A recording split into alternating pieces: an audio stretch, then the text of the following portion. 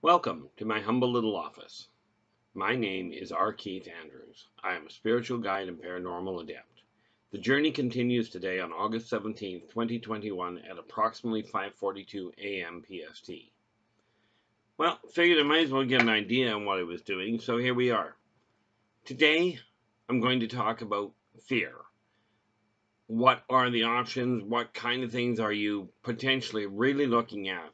And how do I personally deal with my own? Okay, again, this is a live recording. Okay, meaning if I stumble over something, if I double back up over it, that's just me. If you ever run into me in person, you'll find I talk the same way.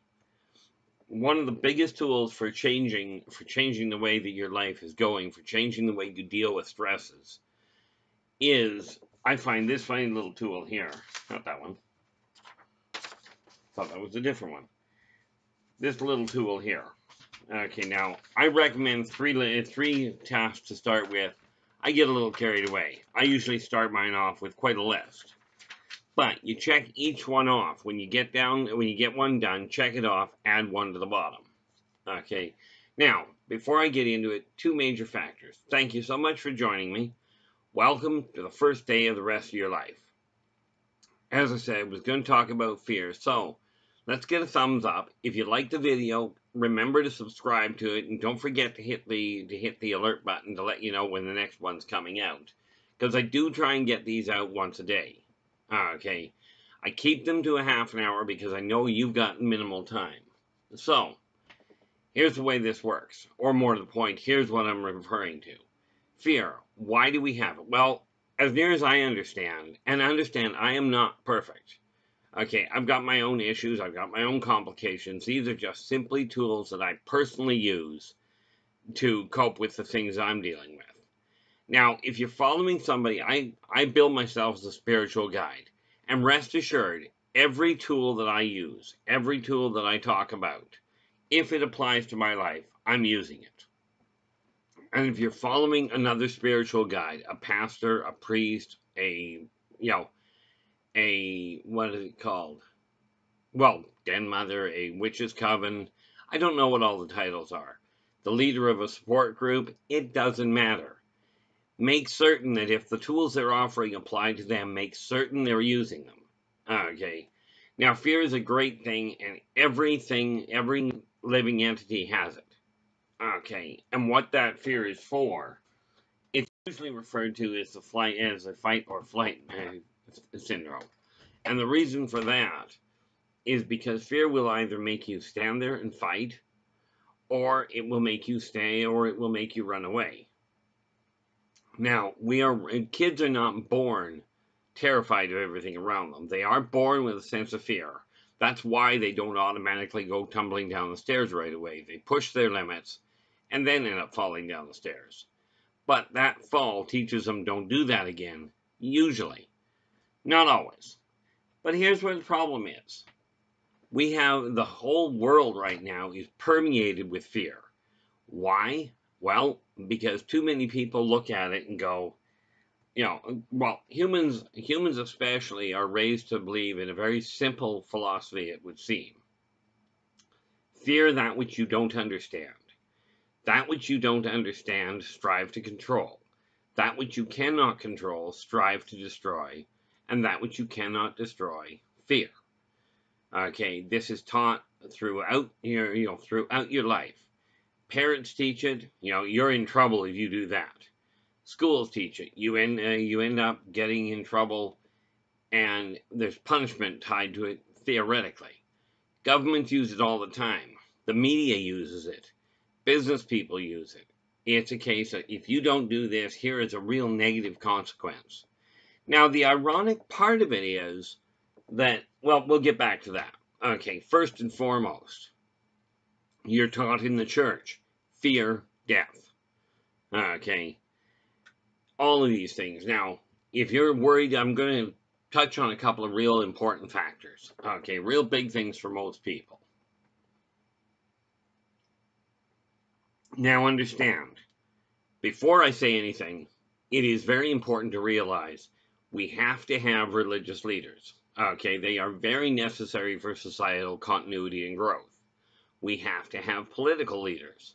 There will be, because if you don't have political leaders, okay, people to actually govern how a city is run or how a country is run, there will be chaos. Now, anarchy, for those of you that love the concept, is simply chaos before order. That's all it is. Okay, it doesn't lead to a good thing. Okay, for those of you that look at war and go, that's really necessary. No, it really is not. War has never brought peace. The fear of war has never brought peace. War brings quiet, because guaranteed, and I don't guarantee much, but if people are shooting around you, you're going to, in all likelihood, go for cover. Okay, but here's the thing. Let's start with the big issue. Okay, the biggest one that I know of is this. You're going to die. Okay, you're taught fear death. Well, good news. Everybody's in the same boat. You're all going to die. Okay, now it's not a question of are you going to die, it's how you're going to die. But people are afraid of what happens afterwards. And tomorrow, I'm going to deal with the issue of what happens. As a matter of fact, I'm making a note of that for myself. Okay. Tomorrow, I'm going to explain what I went and what I've gone through when I die. Okay. But don't fear whether you're going to die. You're going to. Okay. The counterpoint to that is, how are you going to live? And that's where the 3 karmic laws come in. Okay, and the 3 karmic laws, for those of you who are just joining me, are be true to yourself, do unto others as you desire them to do unto you, energy out, energy in. If you live your life by those 3 laws, you will find you enjoy your life a lot more. Okay, now I know for certainty, for me, this has been the case, which is why those are the only 3 laws I bother explaining. Okay, now, that said, you can live in fear of death if you choose, but frankly, I find it kind of redundant. Okay, of course, I've got an advantage there. Now, that's the big one. The second big one, oh, by the way, when it comes to fearing death, for most people that follow a standard religion, one of the mainstream religions, you fear whether you're going to hell by some name or to heaven by some name. Well, you are. Okay. Now that we've got that out of the way, the question, are you going to die? Yep. Are you going to go to heaven or hell? Yep. Or somewhere else in between. Okay. It does happen. I'll get into the death and what have you tomorrow. Okay. But, second question. Is the government watching you? Whatever country you're in, is the government watching you? Yes. Absolutely. Okay. They track. Now, you don't have to believe me. You can call it paranoia if you want, but check your own sources. Like I said, these are the philosophies I live with, and they've served me rather well. The government is tracking what you say on video. They do. They watch for keywords. They talk about, they watch for key concepts on video, on telephones, on anything you're texting. It all gets tracked. Okay. Does the government watch where you go? You bet. How are they doing it? That's the neat part. They use these. They've used other methods before, but everybody wonders, when are they going to get chipped? Okay. And I will be right back. Oh, the joys of my life. Now, let's get back to it. I was saying, everybody talks about, are you being chipped? Well, here's the neat little part. Don't worry about them calling you into the doctor to chip you. Okay, they started it back in the 50s. Okay, when technology really started taking a dominant control. Okay, the TV. Okay, we'll start with the TV and we'll move on to these. Okay, everywhere you go, the government knows exactly where you are. Okay, anybody that's got access to it knows where you are. When the TV first became public access, the media stations were involved in tracking you, because they could tell, the government could get a hold of them and find out what their outlay was, how many viewers were out there, who was watching, who was watching what. Okay, that way, if they knew somebody was watching TV, they knew they were at home. Okay, now they've got these. They can track where you are. They can track what you're doing, and you're going to love this one, and you can call it paranoia if you want. These all have a camera. Okay, now I am no technological genius here. I figure if I get this thing to work at all, I'm doing well. Okay, so you take a look at that. They can activate the camera in your computer. They can activate the camera in your phone, the whole 9 yards. Now that's the reality behind it. Don't believe me. Find out down the road. Do your own research. Doesn't matter to me. Okay, but the reality of it, from my standpoint, is this. Yeah, you're being tracked. Absolutely. Okay, you think the satellites are up there for useless points?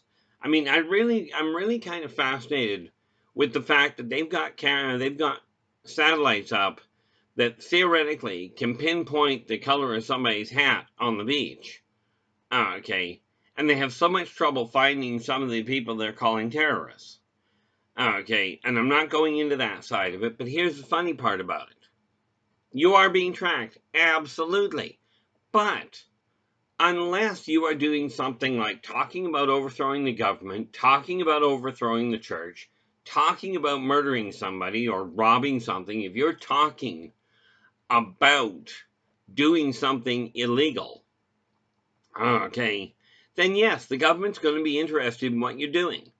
If you're talking about terrorist activities, if you're talking about blowing things up or stealing from people, the government's going to want to know. The police are likely to be right on your doorstep going, what do you think you're up to? And they're likely to arrest you. However, if you're talking about your grocery shopping list, if you're talking about how much you care about somebody that you love, if you're talking about your kids and the wonderful things they're doing, okay, if you're talking about things that are peaceful, that are joy-filled, that are, just run-of-the-mill every day. Oh, my car broke down, so I took it into the shop. I had lousy treatment from this shop, so I'm never going back there again. I had fabulous treatment from this shop, so that's where I'm going. This is where I go to grocery shop. If you're talking about those things, the government doesn't care what you're doing. The police don't care what you're up to. Immigration doesn't care what you're up to. Of course, immigration itself happens to be part of the government, in case you haven't figured it out. Okay, these are the things you're taught to fear. Okay, but if you're following the laws, and understand, and this is just a flat-out reality, if the laws are not being followed by the people that are enforcing the laws, there will be a subculture that pops up. Net result, we have the normal market, and we have what people call the black market. Or we have the normal internet, and we have the thing called the dark web. Okay, now these are just cultures that show up because people that are saying the law is in motion are also not following the laws. Okay, and that becomes a problem. Okay, now this is not getting into the common sense side of things. This is simply looking at the fear. Okay, can you live in fear? You absolutely can. Okay, that is your choice. You were given an irrevocable freedom of choice. You have the choice. You can live in fear or you can live in peace. Personally, I choose peace. Okay, I am not perfect at it. I get stressed. I get worried about things. But I am finding the more actively I take control of my life, not of yours. Because frankly, if you don't control your life, it doesn't have a lot of direct bearing on me. I had somebody ask me one day about suicide. They told me they were thinking of suicide, and so I talked to them for a bit. And the guy looks at me and he goes, "Well, aren't you worried? Aren't you worried that I'll commit suicide? Doesn't it bother you that I'm thinking of suicide?" And I looked at him. I went, "Frankly, no." I said, and he goes, "Oh, well, why not?" I said, "Well, think about it. I know assuming you're being honest with me, I know your first name and your birthday, and that's it. if you commit suicide, you never phone me back. I get over that pretty quick. A lot of that happens. Okay, it's like I tell people, I make everybody I know that I meet happy. Some people by showing up, most of them by leaving. Okay, and like I told the guy, if you die, it doesn't have a direct bearing on me. If you're in a relationship where you're being beaten into a pulp every day, it doesn't have a lot of bearing on me directly. Do I feel for you? Do I recommend you bring that to a close? Do I recommend, if you're the one doing the beating of somebody, if they're frustrating you that badly that you find yourself beating them or drinking in excess, get out of the relationship. Okay, get out of the relationship. Talk to somebody that can help you with frustration, with anger management. But talk to somebody that's done it. Okay, find somebody that has done it successfully. This is the critical factor. Okay, when you deal with fear, okay, you can choose to buy into it. Okay, see, now I could worry about how people see me, and I've been told, oh, you should really update your wardrobe and what have you, and I probably should. And where is it? There. See, I got this funny little thing. If it really bothered me what people thought of the way I looked, do you think I wouldn't be using this more often? I live on my own with my son. Okay, and he doesn't worry too terribly much about the way my hair looks because, well, frankly, I'm a recluse. Okay, but you can fear what other people think of you. Okay, part of what kept me out of talking to people was my fear of what they would think of me and how they would react. And thanks so much to the early listeners on Spaced Out Radio, which is where I do my talk once a month, the first Friday of every month from 7 p.m. or from 9 p.m. to 11:30 p.m. called the ET Connection with R. Keith Andrews. Okay, now thanks so much to those people. And the reality is that's the other thing that people fear about, especially in that field. Are we going to be invaded by aliens? Okay, are we going to be invaded? Well, here's the reality. These people are coming from millions of miles away. Millions. Okay, they've got the technology to get here from millions of miles away. Mankind in today's world has developed an absolute weak point in their entire society. If aliens were planning on invading, they'd have done it centuries before this happened. However, in all fairness, it would be easier now. Because understand, whatever race you're worried about invading us, whichever race, it doesn't matter.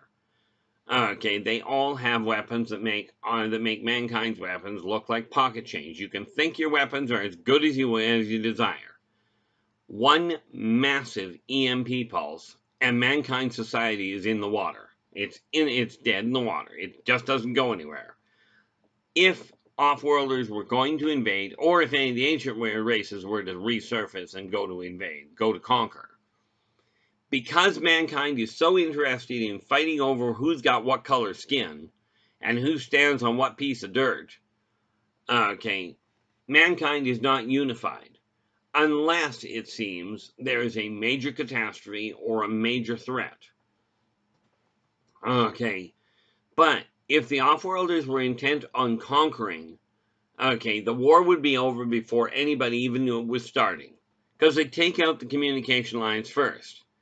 And in this case, you've got something like 3,500 satellites in orbit. Okay, well, talk about a ready-made nuclear arsenal without the nuclear fallout. All you do is start knocking those out of orbit, and mankind's got no defense. Okay, now, you can think what you will, not my point. Okay, I do have a lot of respect for anybody that decides they're going to join the military to protect their country, to protect their people. People that desire to have guns to protect their families. Okay, understand, the best protection of anything in the way of human to human is understanding and communication. And these funny little things here have absolutely decimated most people's ability to communicate. Way too often I see people sitting in front of the TV. I see people, even at restaurants, You see a family of 4 or a group of 4 friends. They're all sitting at the same table and they're talking on these. Now, think about it. If you're not able to talk without technology, what happens if technology collapses? Okay. Now, you can fear we're running out of space, there's too many people. Okay. You can fear all of that. Absolutely. But here's the reality. Do the math. Okay, just simply take a look at where your life is, where you're living. Look at the amount of open area around you. There's a lot of room if we work together. You can fear the idea of the oil industry. It's got to be stopped. We've got to stop the pollution. We do have to stop the pollution. But if you choose to eliminate the oil industry, let's be realistic. Wipe out the oil industry, these go out the window. Because these are built from oil. Okay.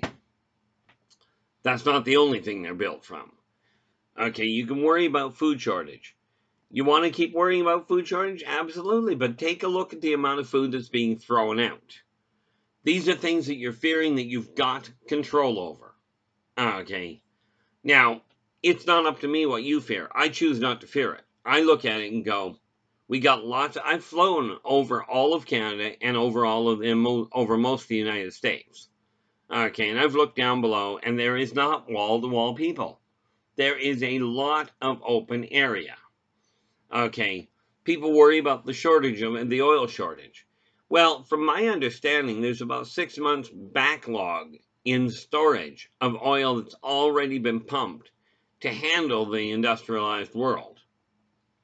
Okay, and realize that the non-industrialized world doesn't rely on oil. So apparently, since they got more people than we do, my guess is that the non-industrialized world has found a way to survive without oil. Okay, you can worry about food shortage. You can worry about water shortage. Okay, absolutely. And I mean, I understand the idea of worrying about fires. Okay, and my hat's off to the people that are on the front lines there. Fires by nature do not care who you're voting for. They don't care what your bank account looks like. Okay, they will simply take everything that's available, people and animals included, and they will burn it. Okay, they do not check for passports. They don't check for immigration papers. They wipe out everybody. Now, you can fear it if you'd like, or you can stop doing the stupid things like, and I do call them stupid because you know better. Throwing cigarettes and matches out the window while you're driving, okay, in the middle of a heat wave, when everything's really dry, is stupid.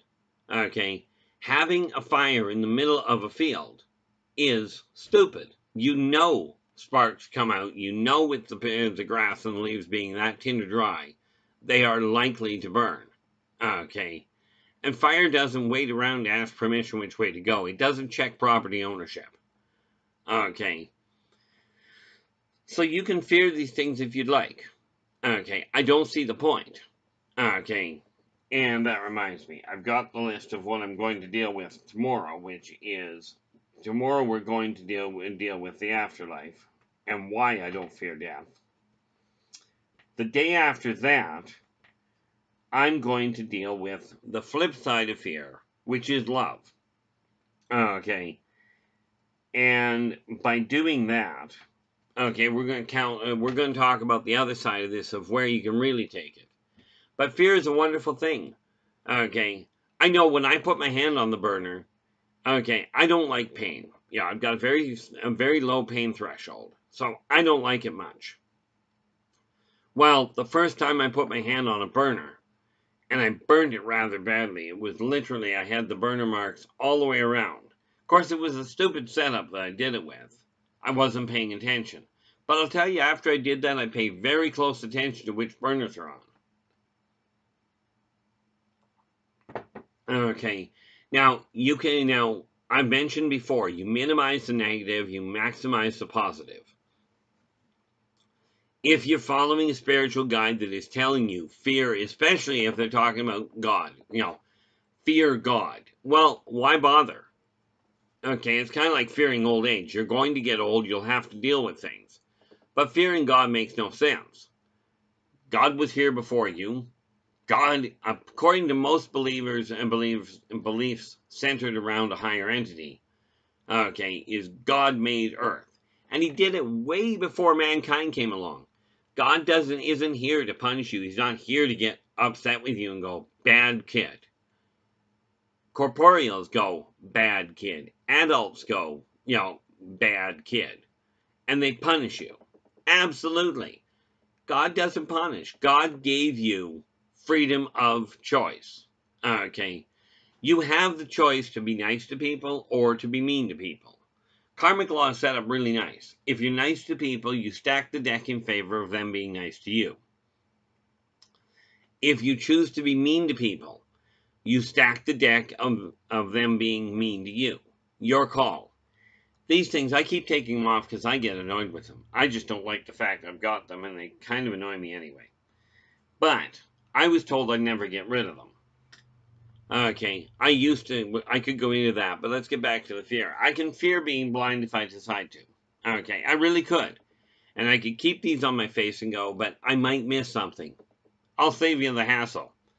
Okay, here's the issue. Are you going to miss things in life? You bet. Okay, are you going to make miscalculations? Absolutely. I saw one posted the other day that was priceless. If, as a parent, my child is not mad at me at some point, I didn't do my job right. The job of a parent is to give the kids the tools to become more effective members of society, to be self-supporting, not to be their best friend. Absolutely be nice to them. Absolutely. If you desire respect from your kids, don't fear, you shouldn't be building your family based on fear. If the kids are doing what you're asking because they're afraid of you, you're doing something wrong. Okay, it's just that simple. You'll find you get far better reactions out of people. The saying is you'll catch more flies with honey than you will with vinegar, which is actually really true. Okay, if you don't believe that one, try it. Take a bottle of vinegar and put it out on your deck. Okay, or out on the front step. And take a bottle of honey and put it out on the front step. Give it 2 hours. Go back out and check and see how many flies and how many wasps you have in either. You'll be absolutely pleased to see, from everything I've seen, you'll find that you actually catch more flies with honey than you do with vinegar. You will also get better reaction from social interaction by saying hello, and by smiling at somebody than you will by growling at them and walking around with a frown on your face. Okay, if you don't believe me, go out and give it a test. Don't take my word for it. Now, I will be back again tomorrow at some point. So again, give us a thumbs up, subscribe to the channel, okay, and share the daylights out of it. And I will talk to you tomorrow. Okay, tomorrow we will be discussing what I have seen in the way of once you pass away. Been there, done that. Different ride. So, until tomorrow, take care of yourselves and each other, and for pity's sakes, stay positive.